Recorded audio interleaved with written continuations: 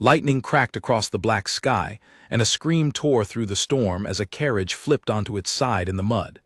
Eleanor Whitfield stood frozen at her window, watching sparks of white light show her the wreck at the edge of the road. She did not think. She grabbed a lantern and ran out into the rain before her aunt could stop her. The wind pushed against her so hard she nearly fell twice before she reached the broken carriage. One horse lay tangled in its harness, kicking weakly. The driver was slumped against a wheel, blood on his forehead, not moving. And beside the carriage door, half buried in mud, a man groaned and tried to lift himself onto his elbow.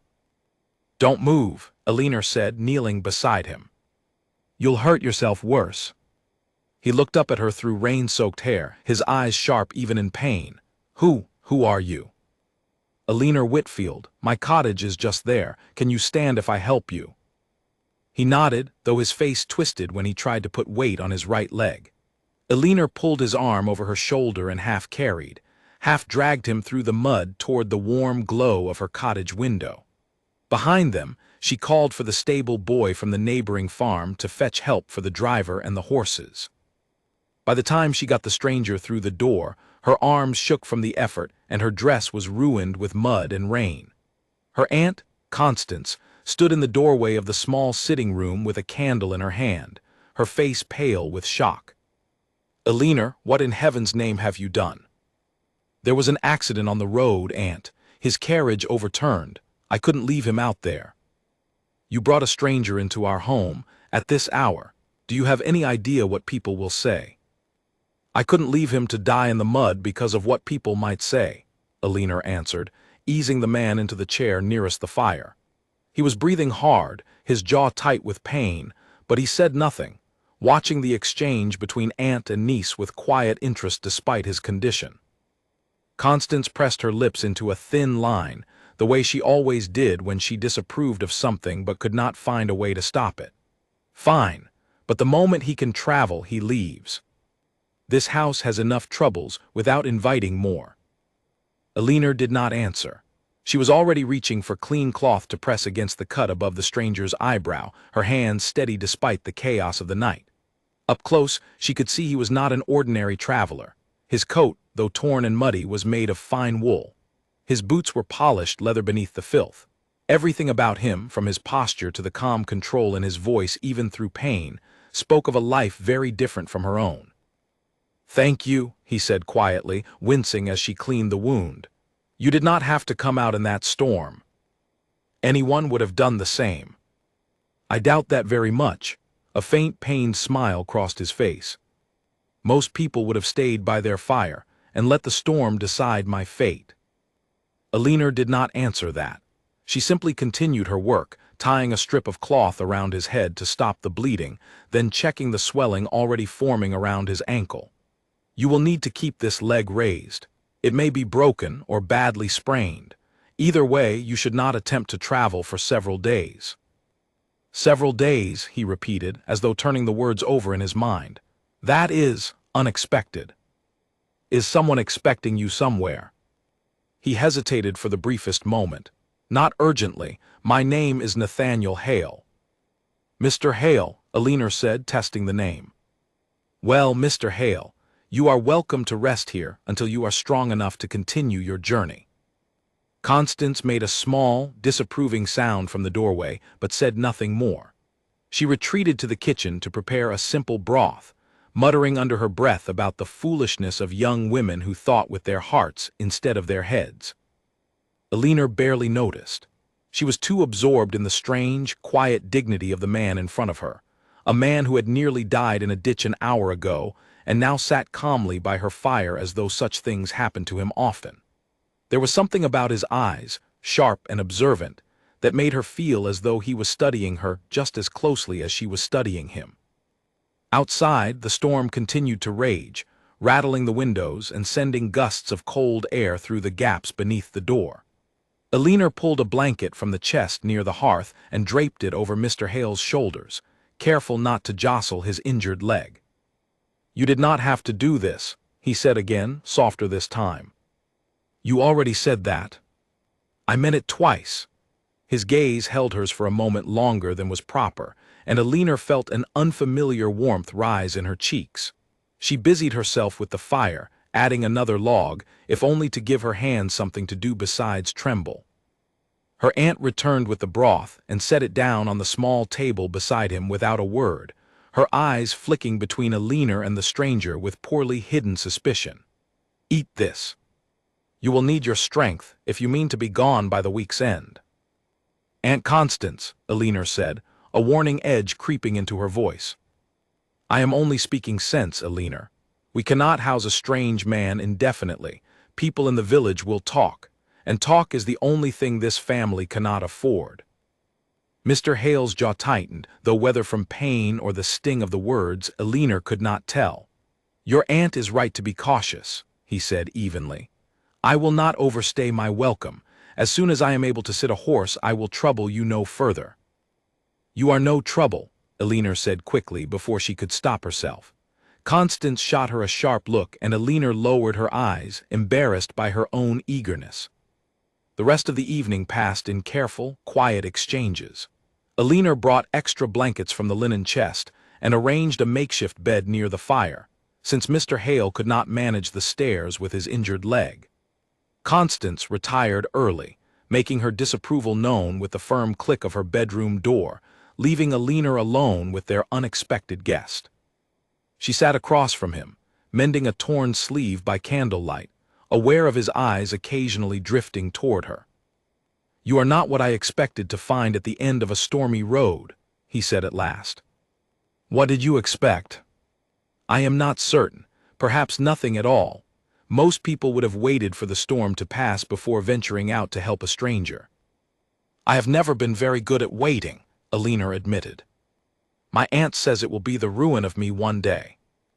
"I think," Mr. Hale said slowly, watching the firelight flicker across her face, "that it may instead be the making of you." Alina did not know how to answer that, so she said nothing, though the words settled somewhere deep inside her, warm and unfamiliar, like a seed planted in soil that had long been left bare. Outside, the storm began to soften, its fury spent, leaving only the steady patter of rain against the windows. Neither of them spoke again for a long while, content simply to sit in the quiet, each aware of the other in a way that neither could yet explain. By the time Alina finally rose to bank the fire for the night, she realized the ache in her arms from carrying him through the mud had faded into something else entirely, a strange and quiet hope she had not felt in a very long time. She glanced once more at the stranger by her fire, his eyes already closed in exhausted sleep, and wondered, not for the first time that night, who he truly was, and why a man so clearly born to comfort had been traveling alone on such a dangerous road. She did not have an answer, but as she climbed the narrow stairs to her own small room, she found she was not troubled by the uncertainty. For the first time in 3 long years, since the accident that had taken her parents and left her in her aunt's cold, careful keeping, Alina Whitfield felt something stir inside her that felt remarkably like hope. She lay awake long after the house had gone quiet, listening to the last of the rain fade into silence, thinking of sharp eyes and a voice that spoke her name as though it mattered. Whatever tomorrow brought, she knew already that this stormy night had changed something. She simply did not yet know how much. Morning came slowly, gray light creeping through the curtains while the last of the storm dripped from the eaves. Alina woke before dawn, her mind already turning over the events of the night before. She dressed quickly and went down to find Mr. Hale awake, sitting upright against the cushions she had arranged for him, his injured leg propped on a stool. "You should be resting," she said, moving to check the bandage on his head. "I have been resting for hours. Even a man with a ruined leg grows restless." He watched her hands as she worked, gentle but efficient, checking the wound for signs of fever. "You have a steady hand for someone so young." "I nursed my mother through her final illness," Alina said simply. "One learns quickly when there is no one else to do the work." Something shifted in his expression, a flicker of understanding rather than pity, which she appreciated more than she could say. Most people, upon learning of her parents' deaths, offered soft words and sorrowful looks that made her feel small and fragile. Mr. Hale simply nodded, as though her strength made perfect sense to him. "I am sorry for your loss," he said. "Truly. Not in the way people usually say such things, but because I understand what it costs to keep moving forward after everything familiar has been taken from you. You speak as though you know that feeling well." "I do." He looked toward the window, his jaw tightening slightly. "My father died when I was young. I inherited responsibilities I was not prepared for, and a family that expected me to become someone I was not certain I could be." Alina sat back on her heels, curious despite herself. "What sort of responsibilities?" He hesitated, and for a moment she thought he might tell her something important. Instead, he offered a small, careful smile. "Nothing so interesting as your own story, I am sure. Land, duties, the usual burdens of a family name." She sensed there was more beneath his words, but she did not press him. Whatever he was hiding, it was not her place to demand it from him, not when he was a guest in her home and utterly at her mercy for his recovery. Aunt Constance appeared in the doorway then, her sharp eyes taking in the scene, the two of them close together by the fire, Alina's fingers still resting near the bandage at his temple. "Alina, the hens need feeding. And the bread will not bake itself." "Yes, Aunt." Alina rose quickly, smoothing her skirts, aware of the heat climbing into her cheeks though she had done nothing improper. As she moved past her aunt toward the kitchen, Constance caught her arm, her grip firm. "Be careful, child," she whispered, low enough that Mr. Hale could not hear. "A man like that does not stay in a place like this. He will heal and he will leave, and you will be left with nothing but foolish memories to keep you warm." "I know that, Aunt." "Do you? Because I see the way you look at him. I have seen that look before on your mother's face, before your father's family cast her aside for daring to love above her station. I will not watch you make the same mistake." Alina pulled her arm free, more sharply than she intended. "I am simply caring for an injured man, Aunt Constance, nothing more." But even as she said the words, she knew they were not entirely true. There was something about Mr. Hale's presence that had settled into her chest overnight, warm and persistent, refusing to be reasoned away no matter how firmly her aunt's warnings echoed in her mind. The days that followed fell into a quiet rhythm. Alina tended to the household chores in the mornings, then spent her afternoons in the sitting room, mending clothes or reading aloud while Mr. Hale rested his healing leg. He was, she discovered, remarkably well-read, able to discuss poetry and history with an ease that surprised her, given how little formal education most travelers along that road seemed to possess. "You speak as though you attended university," she remarked one afternoon, setting aside the book of poems she had been reading to him. "I did," he admitted, "though I confess I spent more time in the library avoiding my responsibilities than attending to my studies with any real diligence." "What responsibilities were you avoiding?" He paused, that same careful hesitation crossing his features before he answered. "Family expectations. There are certain paths a man is meant to walk when he is born into particular circumstances, and I have spent most of my life trying to find room to breathe within them." "That sounds lonely." "It can be." He studied her for a long moment, the fire crackling softly between them. "Though I find myself, for the first time in longer than I can remember, not feeling particularly lonely at all." Alina's heart quickened at his words, though she tried to keep her expression composed. "Is that so?" "It is." His voice was quiet, sincere in a way that made it impossible to dismiss as mere flattery. "There is something remarkably peaceful about this cottage, about you, Miss Whitfield, that I have not encountered in a very long time." She did not know how to respond to that, so instead she reached for the book again, though her hands trembled slightly as she turned the pages. Neither of them spoke for a while, content simply to sit together in the comfortable quiet of the afternoon, the outside world and all its complications forgotten for a time. It was during the second week of his recovery that Alina noticed the fine details she had missed before, details that raised quiet questions in her mind.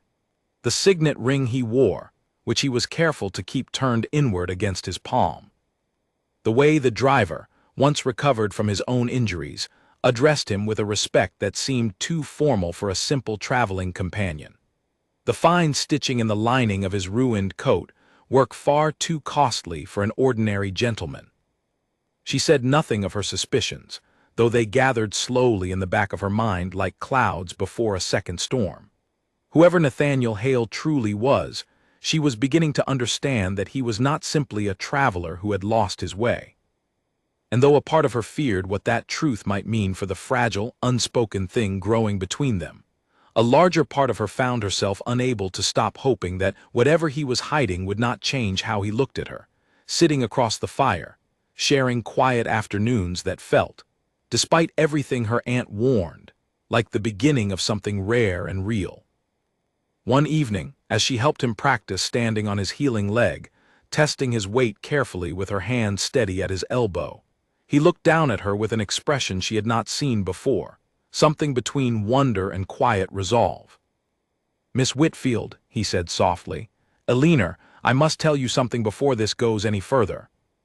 Her heart stumbled in her chest. "What is it?" But before he could answer, the sound of hoofbeats echoed from the road outside, followed by the sharp bark of a dog and voices calling out into the evening air, voices searching, urgent, and unmistakably formal in their address. Mr. Hale's face went pale, and he gripped the back of the chair for support, his earlier calm replaced by something close to alarm. "They have found me," he murmured, more to himself than to her. "Who has found you?" Eleanor asked, but even as the words left her mouth, she feared she already knew the shape of the answer, if not yet its full and complicated truth. The voices grew louder, and moments later a group of riders appeared through the gate, their horses lathered from hard travel. At their head rode a man in fine livery, who dismounted quickly and strode toward the cottage with an urgency that made Eleanor's stomach tighten with dread. "Your Grace," the man called out, spotting Nathaniel through the open door. "Thank heaven, we feared the worst when the carriage was found overturned with no sign of you." Eleanor felt the words land like a physical blow. "Your Grace." She turned slowly to look at Nathaniel, whose face had gone carefully still, the expression of a man bracing himself for a reckoning he had hoped to delay. "Eleanor," he began, but she stepped back from him, her hand slipping from his arm. "Your Grace," she repeated quietly, you are a duke." "I did not lie to you," he said quickly. "Not exactly. My name is Nathaniel Hale." "That much is true. I simply did not offer the rest because I did not wish to be treated differently. I wished, for once in my life, to be seen as simply a man." "You are the Duke of Ashbourne," she said, the pieces falling into place with painful clarity. She had heard the name before, whispered in the village with the particular reverence reserved for the truly powerful, a man whose family owned vast lands across 3 counties, whose wealth and influence extended further than Eleanor could properly imagine. Aunt Constance appeared in the doorway, drawn by the commotion, and went pale as understanding dawned on her face as well. "Your Grace," she said, dropping into an awkward, hurried curtsy. "Forgive us, we had no idea. We would have treated you with far greater." "You treated me exactly as I needed to be treated," Nathaniel interrupted gently. "With honesty and care, without regard for a title I did not offer. That is a rare gift, Mrs. Whitfield, and I will not have you apologize for it." Constance straightened, though her eyes darted uncertainly between the Duke and her niece, clearly trying to recalculate every assumption she had made over the past 2 weeks. The servant at the door cleared his throat, uncomfortable at witnessing such an intimate scene. "Your Grace, your mother has been beside herself with worry. We must return you to Ashbourne Hall at once, so that a proper physician may examine your injuries." Nathaniel's jaw tightened, and for a moment, Eleanor saw something close to reluctance cross his features, as though the prospect of returning to his grand estate held less appeal than remaining in this small, humble cottage. But duty, it seemed, was not so easily set aside, even for a man who had spent 2 peaceful weeks pretending it did not exist. "Give me a moment," he said to the servant, who bowed and withdrew to wait with the others near the horses. Alone again with Eleanor, though her aunt hovered nearby, uncertain whether to grant them privacy or maintain propriety, Nathaniel reached for Alina's hand. She let him take it, though her mind still reeled from the revelation. "I should have told you sooner," he said. "I am sorry for the deception, even if it was born of a wish to be known simply as myself, rather than as a title and a fortune.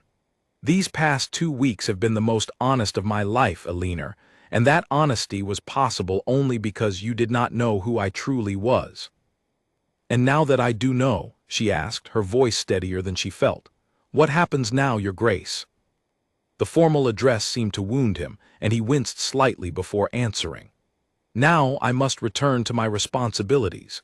My mother has, for some time, been arranging a match she considers advantageous for the family, a marriage to a woman of appropriate rank and connection. I have resisted it as long as I reasonably could, but matters at my estate require resolution, and I cannot avoid them forever, however much I might wish to remain here." Alina felt something cold settle in her chest, confirming every fear her aunt had voiced since that first stormy night. A man like that does not stay in a place like this. "I see," she said quietly, withdrawing her hand from his. "Then I suppose this is farewell, Your Grace." "It does not have to be," he said, an edge of desperation creeping into his voice that she had not heard from him before. "Alina, these past 2 weeks have meant more to me than I know how to properly express. I do not wish for this to be the end of whatever has grown between us. And yet you are leaving, to attend to a marriage arranged for you by others. I have not agreed to it. I have only failed so far to refuse it outright." He stepped closer, ignoring the discomfort of his still healing leg. "Give me time. Let me return, settle matters at Ashbourne Hall, and find a way to make things right, both with my family and with you. I am asking you to trust me, though I know I have given you little reason to do so beyond these past 2 weeks. Alina studied his face, searching for any sign of insincerity, and found none. Whatever else he might be hiding, whatever complications his title brought into their fragile connection, she did not believe he was being false with her now. But belief and certainty were different things, and she had already learned, at great cost, how quickly the world could take away the people she allowed herself to love. "I cannot promise to wait forever," she said finally. "My aunt is not wrong that a woman in my position cannot afford endless hope. I am not asking for forever, only for a chance." He reached into his coat and withdrew a small, worn book of poetry, the same volume she had read aloud to him during his recovery. "Keep this. Consider it my promise that I intend to return and to explain myself properly once matters at home are settled." Alina took the book, its weight familiar and strange all at once in her hands. "Go then, Your Grace. Attend to your responsibilities. I will be here, tending my garden, exactly as I was before you arrived." Something in her tone must have carried more hurt than she intended, because his expression softened with genuine regret. "That is not how I wish to leave things between us." "It is how things must be for now," she said, gentler this time. "Go safely, Nathaniel." His name, spoken without title for perhaps the last time, seemed to affect him deeply. He reached for her hand once more, pressed a brief, respectful kiss to her knuckles, and allowed the servants to help him toward the waiting carriage, his injured leg still stiff beneath him. Alina and her aunt stood together at the gate, watching the small procession disappear down the muddy road, until even the sound of hoofbeats faded into the quiet of the countryside once more. Constance was the first to break the silence. "A duke," she said, shaking her head slowly.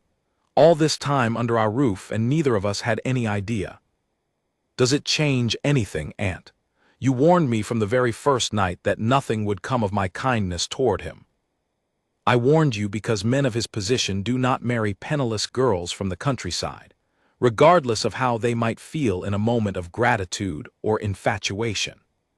His family will have expectations, Alina, expectations that a girl like you could never satisfy, however good and kind you may be." Alina said nothing, clutching the small book of poetry against her chest as though it might shield her from the truth of her aunt's words.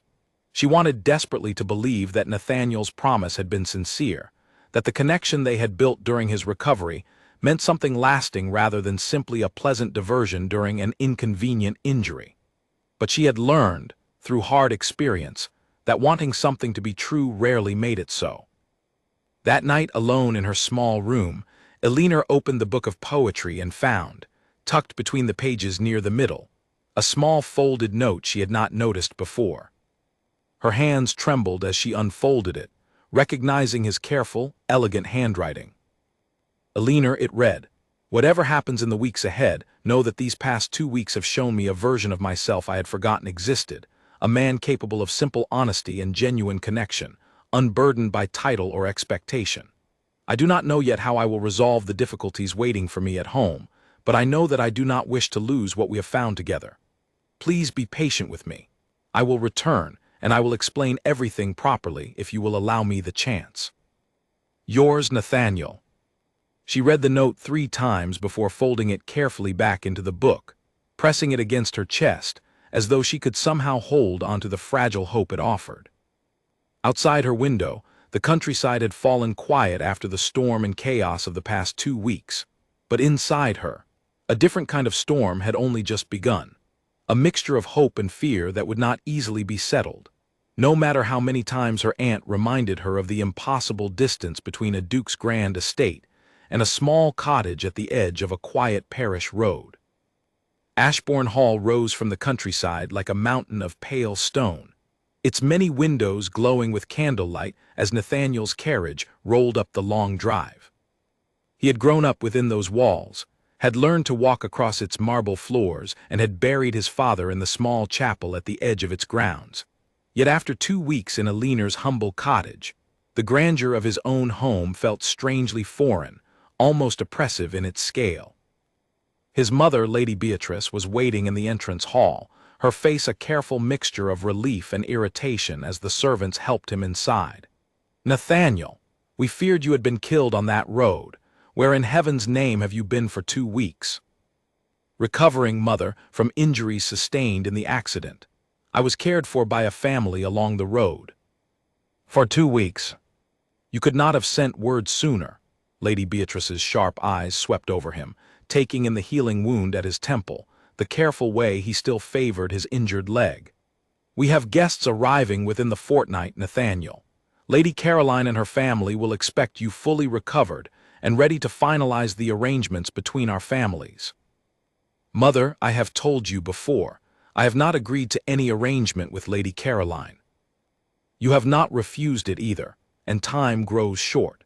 Your cousin Edmund manages the estate's affairs well enough in your absence, but the family's finances require the security that a proper match can provide.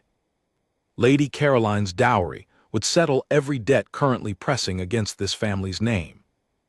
Nathaniel closed his eyes briefly, the familiar weight of responsibility settling back onto his shoulders now that he had returned within these walls.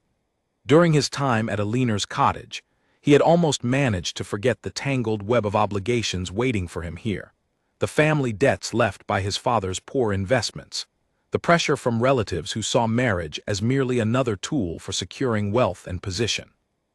"I understand the family's needs, mother, but I will not enter into a marriage without genuine regard for the woman involved, regardless of what her dowry might provide." Lady Beatrice's expression hardened. "Regard is a luxury for men who do not carry the weight of an entire family's future on their shoulders, Nathaniel. Your father understood that. I had hoped, by now, that you would as well." She left him standing in the entrance hall, her silk skirts rustling sharply against the marble as she retreated toward her private sitting room, leaving Nathaniel alone with the crushing familiarity of expectations he had spent his entire adult life trying, and largely failing, to escape. That evening, his cousin Edmund found him in the study, staring at a stack of unopened correspondence without any real intention of reading it.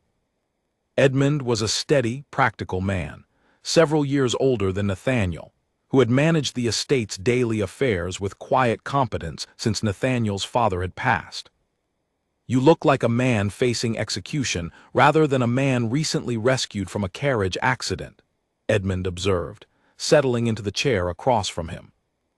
"Perhaps I am facing something worse," Nathaniel muttered. A marriage arranged for the sake of dowries and debts, to a woman I barely know and feel nothing for beyond polite obligation. Ah, Edmund's expression grew knowing. This concerns the family who cared for you during your recovery, I take it. Word has already reached the staff of a certain Miss Whitfield, praised for her kindness and courage during quite a dramatic rescue. Nathaniel felt heat rise in his face, though he could not quite tell if it stemmed from embarrassment or something closer to longing. She is unlike anyone I have ever known, Edmund. Honest, unafraid, entirely unimpressed by rank or title. For 2 weeks, I was simply a man to her, nothing more and nothing less, and I cannot adequately describe how remarkable that felt after a lifetime of being valued primarily for what my name and fortune could provide to others. And what do you intend to do about these feelings? I do not know, Nathaniel admitted. My mother expects the arrangement with Lady Caroline to proceed. The family's debts require resolution, and Lady Caroline's dowry would solve those difficulties immediately and completely. Debts can be resolved through many paths, Nathaniel, not merely through advantageous marriages. Edmund leaned forward, his voice growing more serious. I have managed this estate's finances closely enough to know that while the debts are significant, they are not so dire that they demand an immediate marriage of convenience. There is time, if you wish to find it, to consider what would truly make you happy, rather than simply what would satisfy your mother's immediate concerns. Nathaniel considered his cousin's words carefully, a small, cautious hope beginning to stir within him. You believe there might be another path forward? I believe, Edmund said, that a man who spends 2 weeks recovering in a stranger's cottage and returns home unable to stop speaking of the young woman who cared for him has already found his answer. The only remaining question is whether he possesses the courage to pursue it, regardless of what obstacles his family places before him. The words settled deep within Nathaniel, echoing through the following days as he moved through the familiar rhythms of estate business, correspondence, and the careful social obligations expected of a man in his position.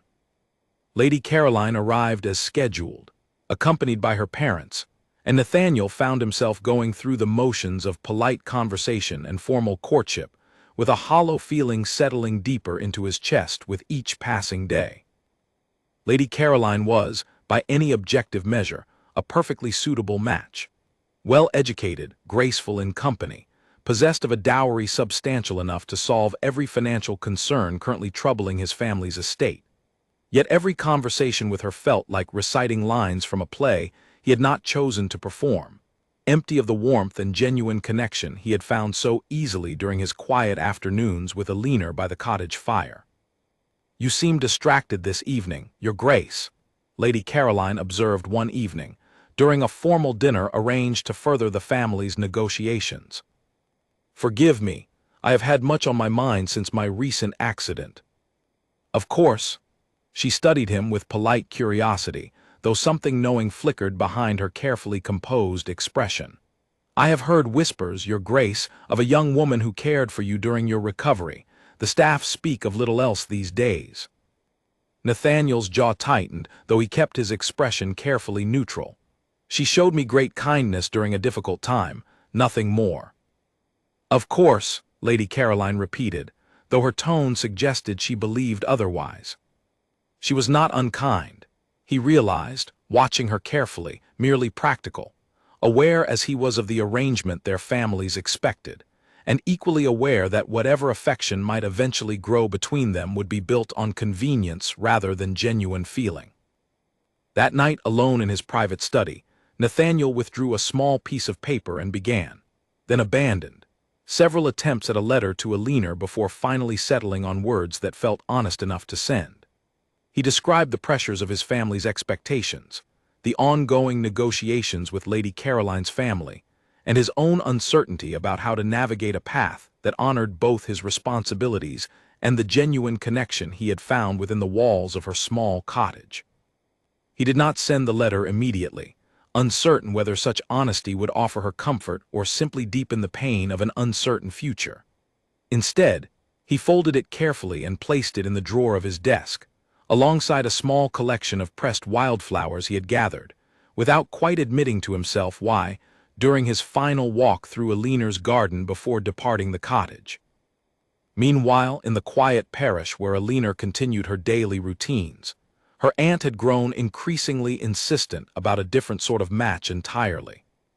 A local gentleman farmer named Harold Grant had begun calling on the cottage with growing frequency, drawn, Constance suspected, by rumors of Aliner's newfound and unexpected connection to nobility, however distant and unlikely that connection might prove to be. "Mr. Grant is a steady, respectable man," Constance said one afternoon, watching Aliner work in the garden with more attention than the task truly required. "He owns his land outright, has no debts to speak of, and has shown clear interest in courting you properly." "I have no interest in Mr. Grant, Aunt." "You have no interest in most things that would actually secure your future, Aliner.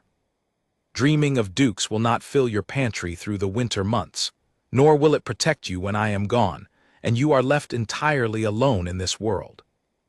Aliner said nothing, continuing her work among the vegetable rows.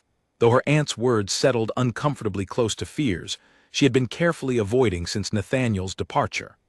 Weeks had passed without word from Ashbourne Hall, and though she told herself patience was simply the price of loving a man burdened by such significant responsibilities, doubt crept steadily into the quiet hours of each passing day, whispering that perhaps her aunt's original warning had been correct all along.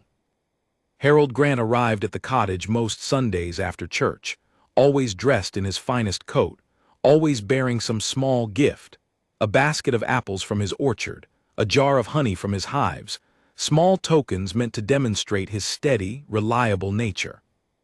He was not an unkind man, Aliner admitted to herself during their stilted conversations in the small sitting room, merely ordinary in a way that felt increasingly heavy against the memory of quiet afternoons spent discussing poetry with a man who had turned out to be a duke. "You are quiet again today, Miss Whitfield," Harold observed one Sunday, several weeks after Nathaniel's departure. "Is something troubling you?" "Only the usual worries, Mr. Grant." "Nothing of consequence." He nodded, accepting her deflection with the patient understanding that characterized most of his interactions with her, though Aliner sometimes caught him watching her with a quiet, careful attention that suggested he understood more of her situation than he let on. Word traveled quickly in small parishes, and the story of a duke's dramatic accident and subsequent recovery in her cottage had certainly not escaped the notice of her neighbors. "I understand," he said carefully, "that you cared for a rather important guest recently." Aliner's hands stilled over her needlework. News travels quickly in this parish. "It does." He studied her for a long moment. "I will not pretend to compete with a duke, Miss Whitfield, nor will I ask you to forget whatever occurred during his stay here. I only ask that you consider, when the time comes for you to make decisions about your future, that steady affection freely given may prove more lasting than distant promises from a man whose world moves in circles very different from our own." His words, gentle as they were, carried the same warning her aunt had offered so many times before, and Aliner found herself unable to dismiss them entirely, however much she wished to believe otherwise. Weeks had passed since Nathaniel's departure with no word of any kind, and the silence had begun to feel less like patience and more like abandonment, regardless of how firmly she tried to remind herself of his promise to return. That evening, after Harold had departed, Constance found Aliner sitting alone in the garden, staring at nothing in particular as the sun set slowly behind the hills. "He is a good man, Aliner," Constance said, settling onto the bench beside her. "Steady, kind, capable of providing a comfortable and secure life." "I know, Aunt. You could do far worse than Harold Grant, especially given how little has come from your duke's promises these past weeks." Aliner flinched at the pointed observation, though she could not entirely fault her aunt for making it. "He said he needed time to settle matters at his estate, family expectations, financial obligations. Surely such things cannot be resolved in a matter of days." "Perhaps not," Constance conceded, her tone softening slightly. "But weeks have passed, Aliner, and silence grows harder to explain away with each passing day. I do not say this to be cruel. I say it because I love you, and because I have watched enough of life's disappointments to recognize the shape of them when they arrive." Elinor said nothing. Blinking back tears she refused to let fall in front of her aunt, however much the accumulated weight of doubt and disappointment pressed against her chest. She thought of the small book of poetry, still kept carefully on the shelf beside her bed, the folded note tucked safely between its pages, promises she had once believed with her whole heart and now found herself questioning more with each silent, uneventful week. Miles away, at Ashbourne Hall, Nathaniel faced his own mounting pressures, though of a very different nature. Lady Caroline's family had grown impatient with the pace of negotiations, pressing for a formal announcement of engagement before the season's end. His mother, sensing his continued hesitation, had begun applying increasingly direct pressure, reminding him constantly of the family's financial obligations and the legacy he owed to generations of Ashbourne dukes before him. "The papers are drawn up, Nathaniel," Lady Beatrice announced one morning, presenting him with a formal document requiring only his signature to finalize the engagement. "All that remains is your agreement. Lady Caroline's family expects an answer within the week." Nathaniel stared at the document, the weight of generations pressing down on him alongside his mother's expectant gaze. He thought of Elinor's cottage, of quiet fires and honest conversation, of a woman who had loved him without any knowledge of his title or fortune, simply for the man he was when stripped of every advantage his birth had provided. The contrast between that memory and the cold, formal document before him could not have felt more stark. "I cannot sign this, Mother."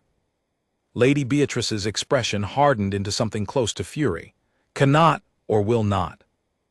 "Both, perhaps. I do not love Lady Caroline, nor does she love me.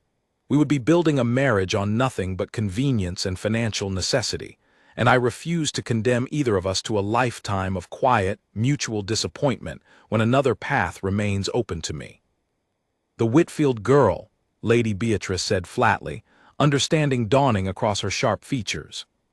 "You mean to throw away this family's security for the sake of a penniless country girl who nursed you back to health for 2 weeks.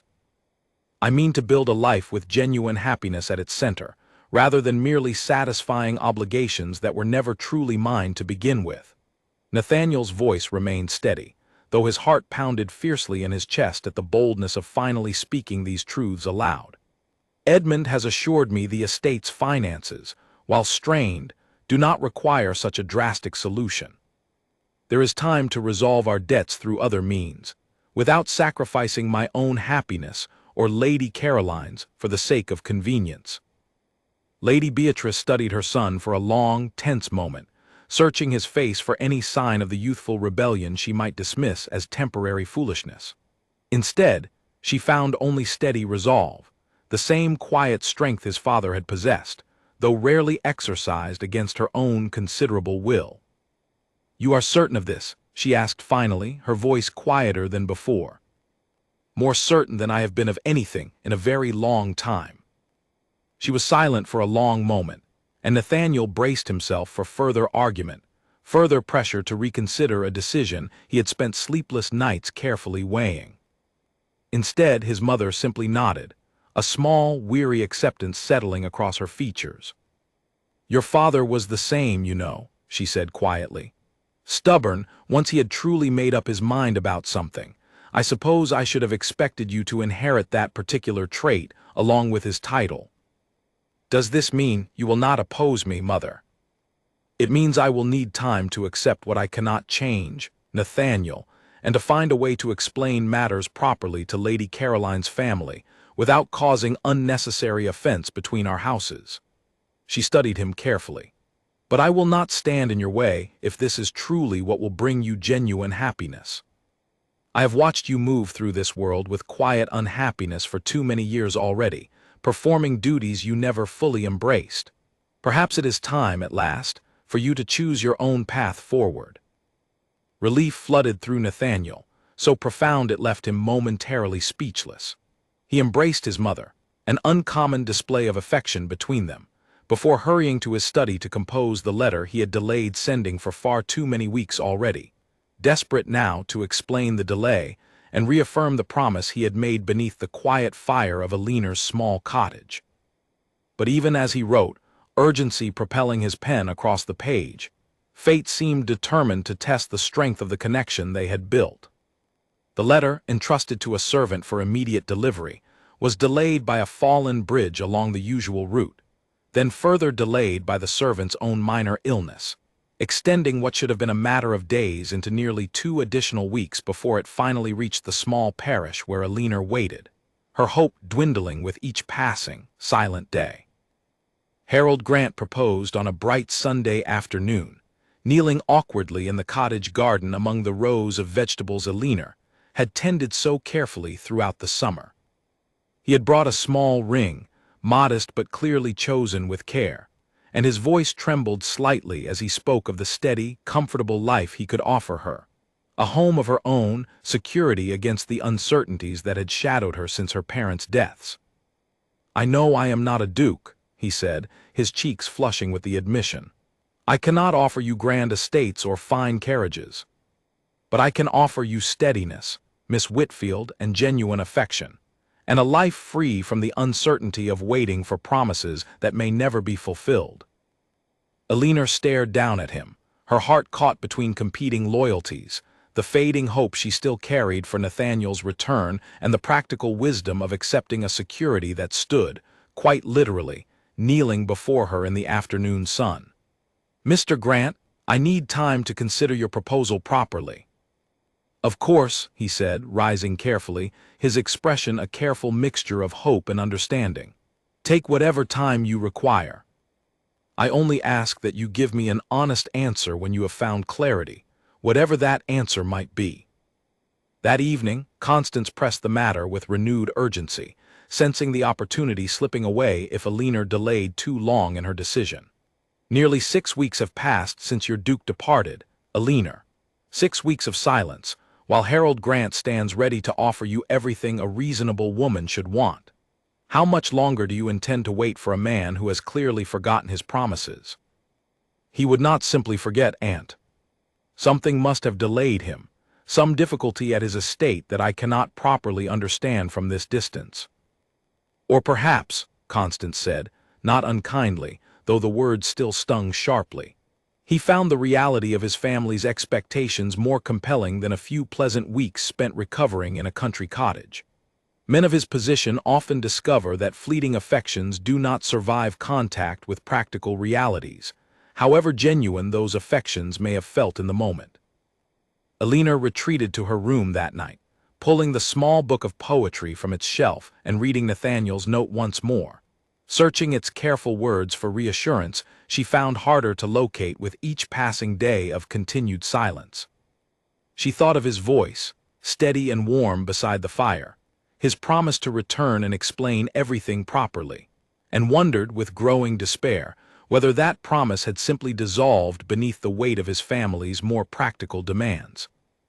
By the following Sunday, when Harold returned for his answer, Aliner had nearly convinced herself that practicality must triumph over a hope that seemed, with each passing day, increasingly foolish and unfounded. She met him in the garden, her decision half-formed, painful but seemingly necessary given the circumstances pressing upon her. "Mr. Grant," she began, her voice steadier than she felt, "I have given your proposal careful consideration." And hope flickered across his earnest features, and Aliner felt a fresh wave of guilt at the position she found herself in, unable to offer him the genuine affection he deserved, yet increasingly convinced that waiting for Nathaniel had become a luxury she could no longer reasonably afford. Before she could finish her answer, the sound of a horse approaching at considerable speed interrupted the tense stillness of the garden. Aliner turned, her heart lurching painfully at the possibility, however unlikely, before common sense reasserted itself. Travelers passed along this road regularly, she reminded herself firmly.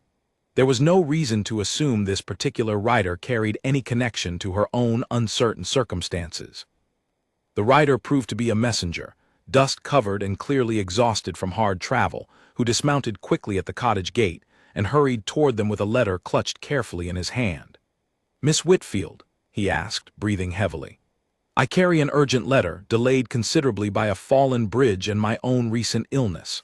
I apologize deeply for the delay, but I was instructed to deliver this into your hands directly, with all possible haste. Elinor took the letter with trembling fingers, recognizing immediately the careful, elegant handwriting she had come to know so well during Nathaniel's recovery.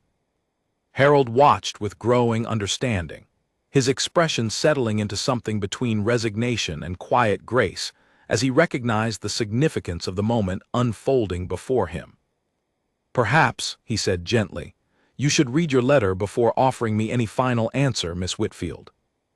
Elinor broke the seal with unsteady hands and read quickly, her eyes widening with each line, relief and joy flooding through her as Nathaniel's words unfolded across the page.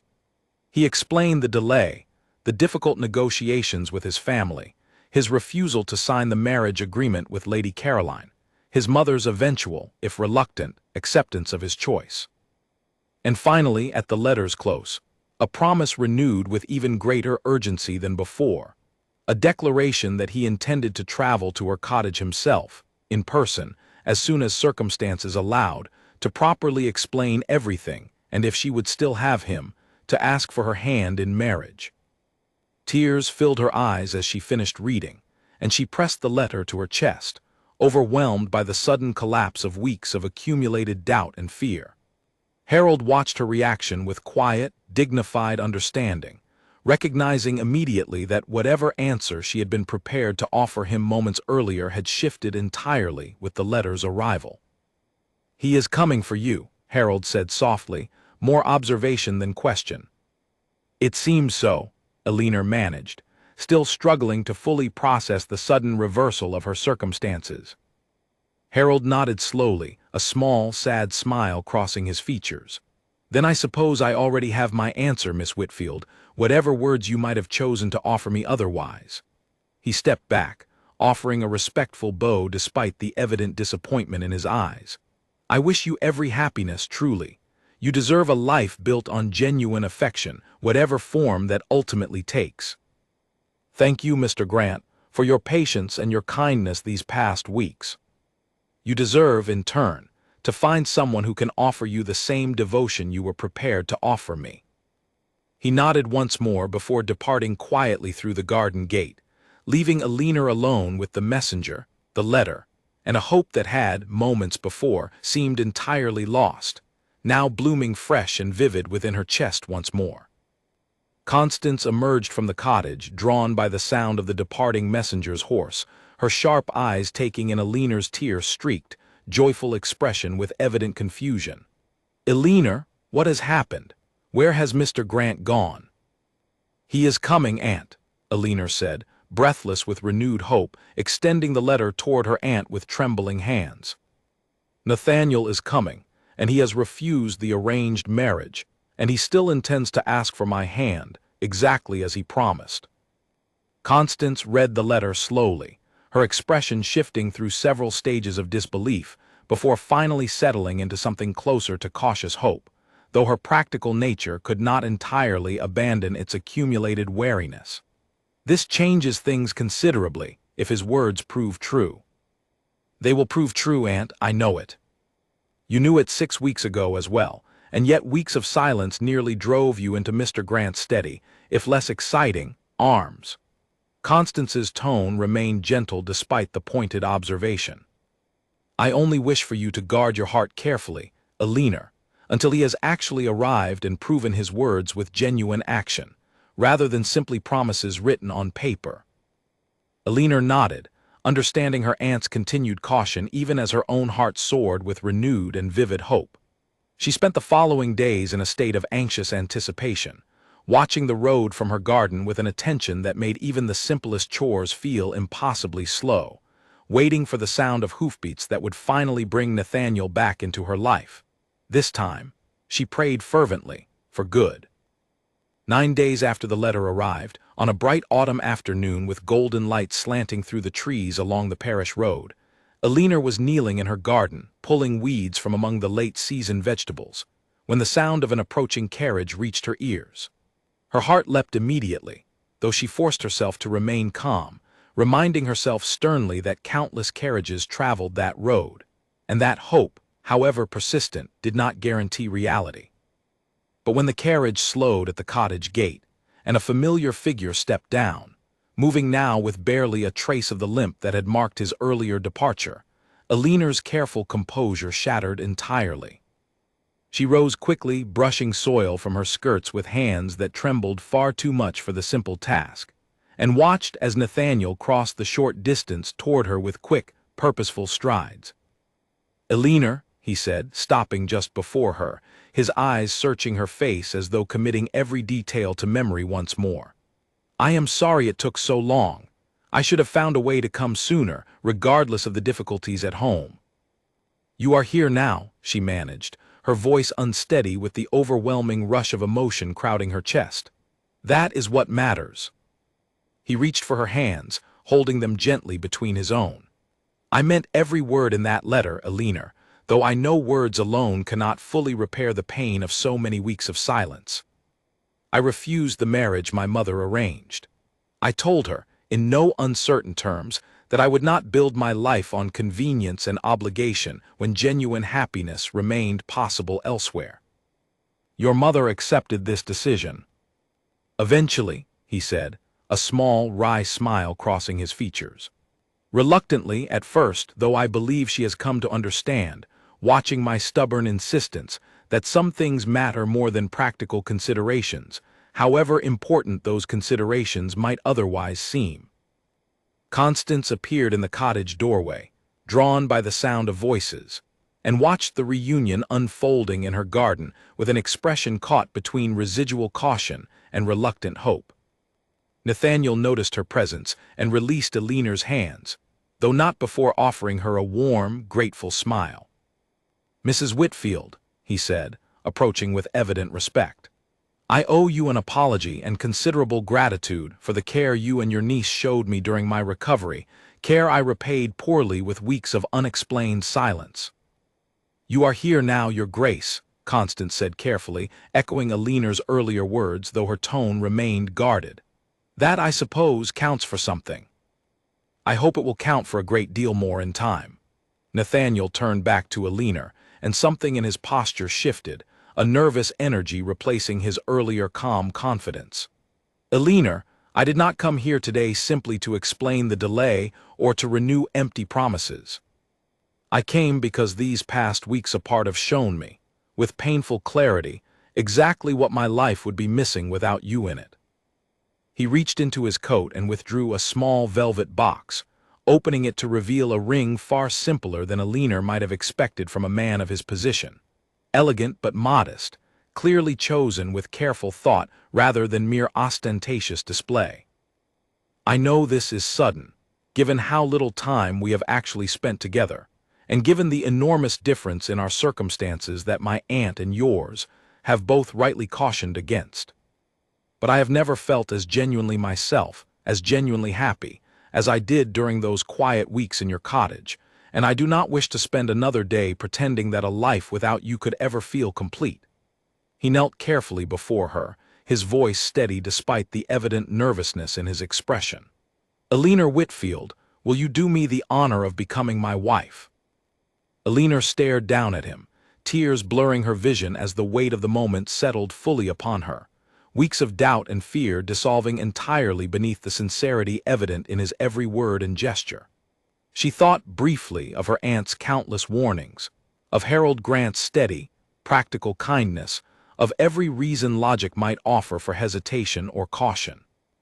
And she found in that moment that none of those considerations carried any real weight against the simple, overwhelming truth of what she felt for the man kneeling before her. "Yes," she said, her voice breaking slightly with the force of her emotion. "Yes, Nathaniel, I will marry you." He rose quickly, sliding the ring onto her trembling finger before pulling her into an embrace that seemed to erase every difficult week of silence and uncertainty that had preceded this moment. Constance watched from the doorway, her earlier caution finally softening into genuine, unguarded tears as she witnessed the culmination of a hope she had spent months insisting her niece should abandon entirely. "I suppose," Constance said, wiping at her eyes with the corner of her apron as the couple finally separated, both laughing softly with joy and relief. "I owe you both an apology for my constant insistence that this outcome remained impossible." "You were only trying to protect me, Aunt," Elinor said, crossing quickly to embrace her aunt as well. "I understand why you doubted, given everything we have both experienced and lost over these past years." "Perhaps," Constance admitted. "Though I confess, watching the two of you now, I find myself grateful beyond words that neither of you allowed my caution to overrule what has clearly proven to be genuine and lasting affection." Nathaniel joined them, extending a respectful hand toward Constance. "I promise you, Mrs. Whitfield, I intend to care for Elinor with the same devotion she showed me during my recovery. Whatever difficulties our different circumstances might present, I am fully committed to building a genuine, lasting life together, built on honesty rather than convenience or obligation." "See that you do, Your Grace," Constance said, though her stern tone was undercut considerably by the evident warmth in her expression. "I have already lost too much in this life to watch my niece suffer any further disappointment." The remainder of that golden autumn afternoon passed in a blur of joyful conversation, as Nathaniel explained the full details of his return, his mother's gradual acceptance of his decision, and the plans already forming for a wedding that would, he assured them both, take place with far less formal ceremony than his family's position might normally demand, in deference to Elinor's own more modest preferences and circumstances. As evening fell and Nathaniel finally prepared to return to the inn where he had arranged lodging for the night, unwilling to further test propriety by remaining at the cottage despite their newly formalized engagement, he paused once more at the garden gate, looking back at Elinor with an expression of quiet, profound contentment. "I never properly thanked you," he said softly, "for that first night, for running out into a violent storm to help a complete stranger, without any knowledge of who I truly was or what our meeting might ultimately mean for both our futures." "I only did what seemed right in that moment," Elinor said. "I never imagined it would lead to this." "Nor did I," he admitted. "Though I find myself profoundly grateful now for that overturned carriage and violent storm, however painful the immediate circumstances proved to be. Without them, I might never have discovered what genuine happiness could actually feel like." He pressed a gentle kiss to her hand before finally departing, and Elinor stood at the garden gate long after his carriage had disappeared down the darkening road. Her heart, full with a joy so profound, felt almost unfamiliar after so many years of quiet, careful hope that had, at long last, been rewarded beyond anything she had previously allowed herself to fully imagine. The wedding took place 6 weeks later, on a crisp morning in early winter, at the small parish church where Elinor had worshipped her entire life. Despite Nathaniel's position and the grandeur that might normally accompany a duke's marriage, he had honored his promise to keep the ceremony modest and intimate, understanding without needing to be told how much that consideration would mean to Elinor and to the humble community that had shaped her. Lady Beatrice arrived 3 days before the ceremony, and though her initial demeanor remained formal and somewhat reserved, Elinor noticed, during their careful introductory conversations, a genuine curiosity beneath the older woman's practiced composure, as though she was trying earnestly to understand what quality in this quiet country woman had proven strong enough to alter her son's entire trajectory. "My son tells me you nursed him back to health without any knowledge of his true position," Lady Beatrice observed, during a private conversation in the cottage's small sitting room, the same room where Nathaniel had spent his weeks of careful recovery. "I only knew a man injured on the road in need of care," Elinor replied honestly. "His title was not relevant to that immediate need. Most young women of my acquaintance would have found a way to discover his identity far more quickly, and would have adjusted their behavior accordingly, the moment such information became available." Lady Beatrice studied Elinor carefully. "You did not. Should I have treated him differently once I learned the truth?" "No," Lady Beatrice said, a small, genuine smile crossing her features for the first time since her arrival. I believe that is precisely why my son fell in love with you, Miss Whitfield. You offered him something increasingly rare in our particular world, genuine regard entirely unconnected to his rank or fortune. I confess, I did not fully understand the value of such a gift until I witnessed the transformation it produced in my own son these past weeks. By the time the wedding day arrived, Lady Beatrice's reservations had softened considerably, replaced by genuine warmth toward the young woman who would soon become her daughter by marriage. Constance, too, had shed the last traces of her earlier caution, though she remained, characteristically, practical about the enormous changes about to unfold in her niece's life. You will need proper training in managing such a large estate, Constance observed, helping Alina into her simple, elegant wedding dress on the morning of the ceremony. Household accounts on such a scale differ considerably from what we have managed together here. I have every confidence Alina will master whatever challenges Ashbourne Hall presents, came Nathaniel's voice from the doorway, where he had paused, despite tradition suggesting he should not see his bride before the ceremony, unable to resist checking on her nervousness one final time. She has already proven remarkable capability in every challenge life has presented her thus far. Nathaniel, Alina scolded gently, though her smile betrayed her evident pleasure at his presence. You are not meant to see me yet. Forgive me, he said, though his expression showed no genuine regret. I found myself unable to wait a moment longer than absolutely necessary. He withdrew quickly, laughing softly at Constance's stern insistence that he honor proper tradition, leaving Alina alone once more with her aunt to complete the final preparations before the ceremony that would formally bind her future to his. The church, though small, was filled beyond its usual capacity, villagers and neighbors crowding alongside the more formally dressed guests who had traveled from Ashbourne Hall for the occasion. Alina walked down the narrow aisle on Constance's arm, since her own father had passed years before, and no other male relative remained to fulfill that traditional role, and found Nathaniel waiting at the altar, his expression radiant with a joy that mirrored her own overwhelming happiness. The ceremony itself passed quickly, vows exchanged with genuine sincerity rather than the careful, formal recitation Alina had witnessed at other weddings within the parish. When the vicar finally pronounced them husband and wife, the small church erupted in genuine, warm applause, a sound Alina suspected differed considerably from the more restrained celebrations typical of formal society weddings, though Nathaniel seemed to find the enthusiastic reception entirely delightful. Following the ceremony, a celebration was held in the cottage garden, tables laden with food prepared by neighbors and friends who had known Alina throughout her difficult years following her parents' deaths.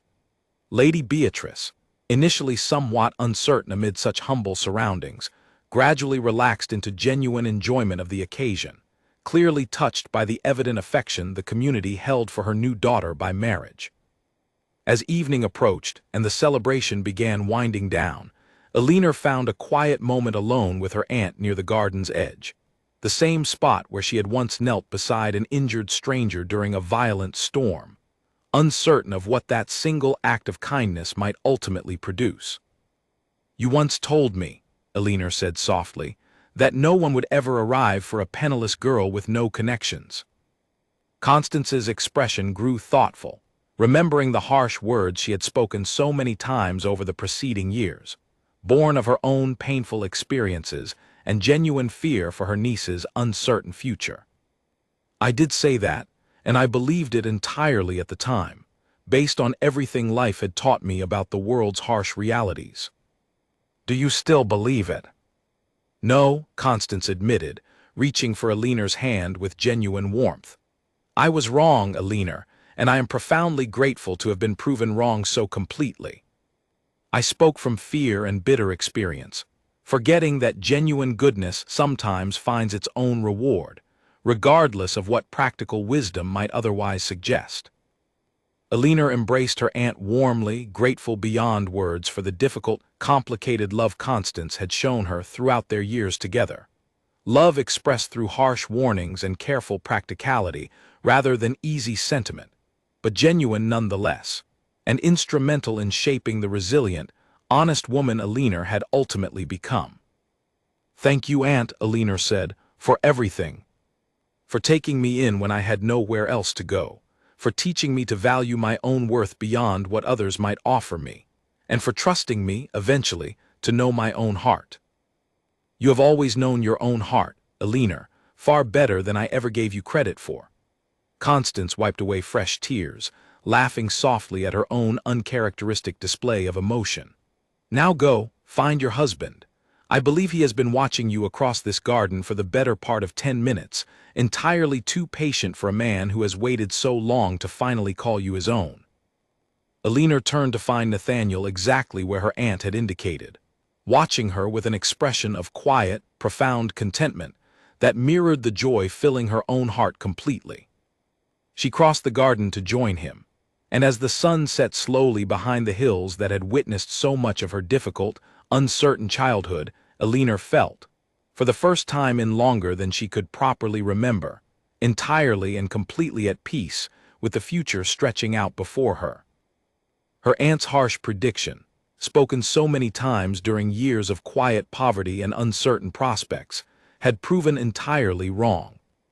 Someone had arrived after all, though not in the manner either of them might have expected, arriving first as a wounded stranger seeking simple shelter from a violent storm, before revealing himself, weeks later, as a duke willing to abandon every practical consideration his position demanded, for the sake of genuine happiness found unexpectedly within the humble walls of a small country cottage.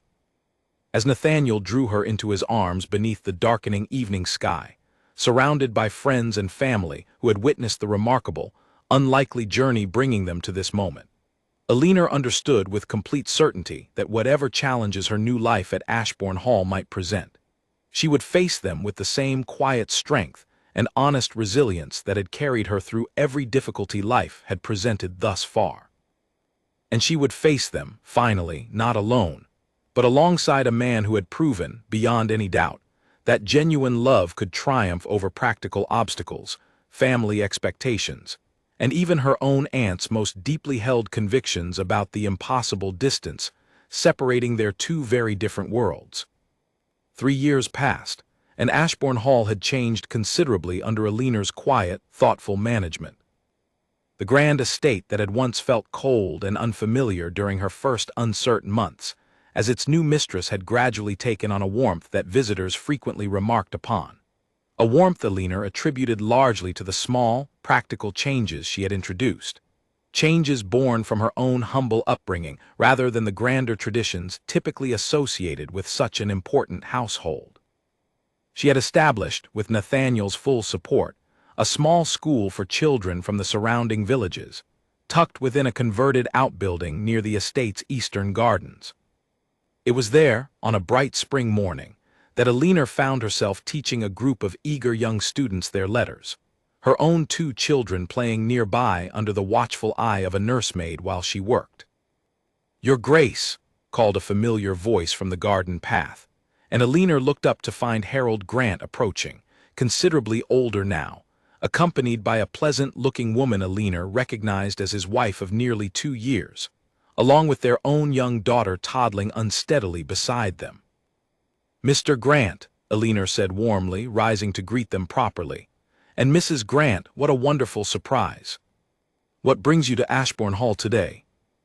"We heard about your school," Harold explained, his earlier disappointment long since transformed into genuine, comfortable friendship, the kind that had grown steadily between them since Alina's marriage. "My wife teaches at the parish school, and we wondered whether you might consider a partnership between our 2 institutions, sharing resources and perhaps arranging visits between the students."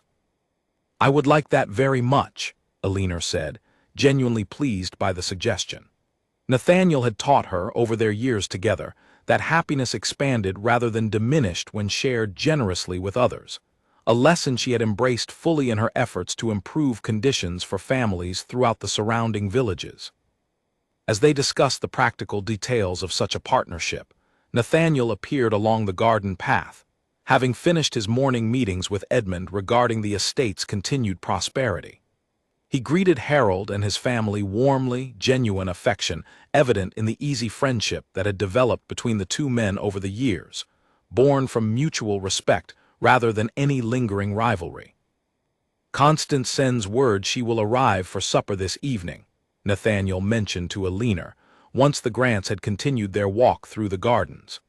"She mentioned bringing preserves from her own garden, insisting our kitchen staff cannot possibly match her particular recipe." Alina laughed, delighted by the prospect of her aunt's visit. Constance had settled into a comfortable role as a frequent and beloved presence at Ashbourne Hall, her practical wisdom proving invaluable during Alina's early, uncertain months managing such an enormous household. Her sharp tongue softened considerably by genuine happiness at witnessing her niece's remarkable transformation from uncertain orphan to confident, capable duchess. "I am glad," Alina said, watching their children continue their play nearby, their laughter carrying across the spring garden. "This house has never felt more like a true home than when it is filled with those we love." Nathaniel drew her close, watching their children with the same quiet contentment that had defined their entire life together, since that violent storm had first brought them together. "Do you ever think back to that night, Alina? To how differently everything might have unfolded had you simply stayed inside and let the storm run its course?" "Often," she admitted, "though I find myself grateful every single time that I chose instead to run out into that storm without any hesitation." "As am I," he said softly, pressing a gentle kiss to her temple, "more grateful than I could ever properly express." They stood together in comfortable silence, watching their children play beneath the bright spring sunshine, surrounded by a life neither of them could have fully imagined during those uncertain early days following that dramatic first meeting. Alina thought, not for the first time, of her aunt's harsh early predictions, warnings born from painful experience rather than any lack of genuine love, warnings that had ultimately proven so completely and wonderfully mistaken. No one would ever arrive. Her aunt had insisted, so many years ago, during the darkest, most uncertain period of Alina's young life. Yet someone had arrived after all, arriving first as a wounded stranger seeking simple shelter, before revealing himself as a man capable of choosing genuine happiness over practical convenience, over family expectation, over every reasonable obstacle that might otherwise have kept them permanently apart. And in the years since that fateful, stormy night, Alina had discovered that the arrival itself had proven merely the beginning of a much larger, richer story, one built steadily through patient partnership, genuine affection, and the quiet, daily work of building a life together worth every difficult uncertainty that had preceded it. As the afternoon sun continued its gentle arc across the spring sky, illuminating the garden where their children played and their closest friends gathered in easy companionship, Alina understood, with complete and unshakable certainty, that whatever future challenges life might yet present, she would face them exactly as she had faced everything before, with quiet strength, genuine love, and the steady, unwavering support of the remarkable man who had once knocked, quite literally, on her door during the worst storm of her life, and had never truly left her side since.